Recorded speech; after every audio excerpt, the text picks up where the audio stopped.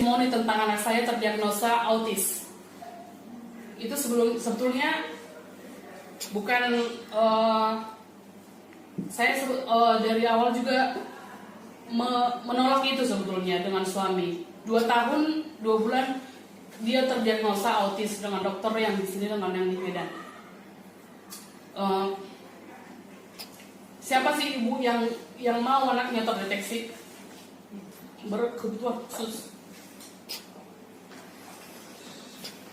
Autis itu sebetulnya dari mana sih datangnya?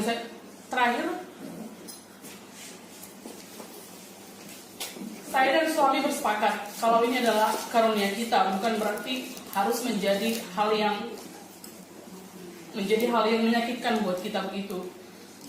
Tapi di awal suami nggak mau untuk terapi yang disarankan dokter seperti itu. Awalnya kita ke dokter itu membawa kenapa sih anak ini terlambat berbicara seperti itu, delay speech. Ternyata bukan hanya delay speech, anak saya terdiagnosa autisme. Autis disorder.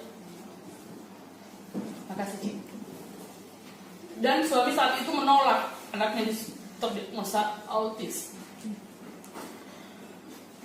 Usia 2 tahun,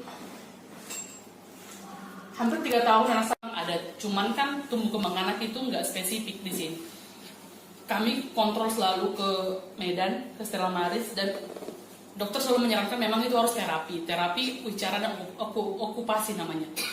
Sementara di Siantar masih fasilitas terapi pun masih terbatas.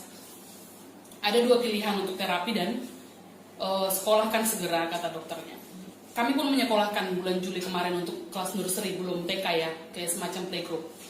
Dan hampir 2 bulan anak saya sekolah. Memang kelihatan sekali perbedaan anak saya dengan anak-anak yang lain seperti itu. Anak-anak nanti udah fokus, anak saya lari-larian, jejeritan, tantrum kesana kemari. Setelah itu, saya kan awalnya nggak tahu kalau ini bisa untuk autisme. Saya baca-baca lagi, lihat-lihat di YouTube, ada autisme tapi bukan untuk menyembuhkan ya, Ci. Karena kan ini ada untuk regenerasi sel. Saya baca-baca juga literatur autisme berhubungan dengan sel saraf.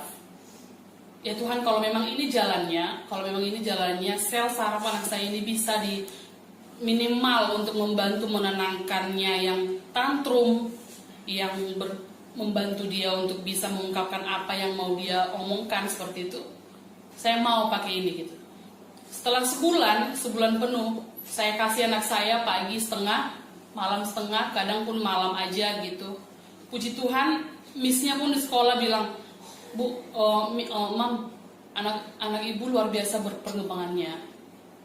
Dari yang harus jalan-jalan ke sana kemari, dia udah mulai tenang, dan dia udah mulai ngomong, Miss, mana worksheet saya, mana worksheet abang? Wow. Miss, abang mau pipis. Miss, sebelumnya masih harus pipis di celana. Dan bahkan dulu kami pernah pergi belum bisa makan nasi keras, harus yang di blender, harus yang di ini semua segala macam. Gak bisa makan berbagai jenis makanan seperti itu. Dan itu tidak ada kami sharing ke siapa-siapa karena satu, mungkin suami juga gak terima kalau anaknya menderita apa seperti itu. Dan puji Tuhan sekarang dia sudah lebih mandiri, sudah bisa ganti buka celana sendiri, pakai sepatu sendiri. Mungkin bagi sebagian ibu yang lain hal itu hal biasa, tapi saya itu merasa itu anak saya luar biasa. Dan misalnya di sekolah juga bilang gini, banyak kok Bu anak-anak yang seperti itu.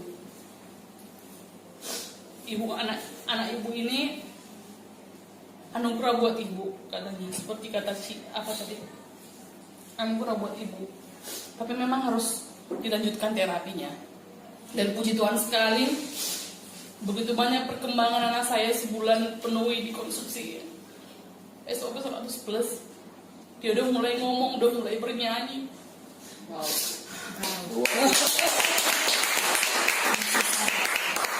Udah mulai kontak mata dengan saya. Sebelumnya dia nggak mau sama sekali kontak mata, bilangkan namanya siapa namanya. belum bisa jawab. Ini puji Tuhan sekali.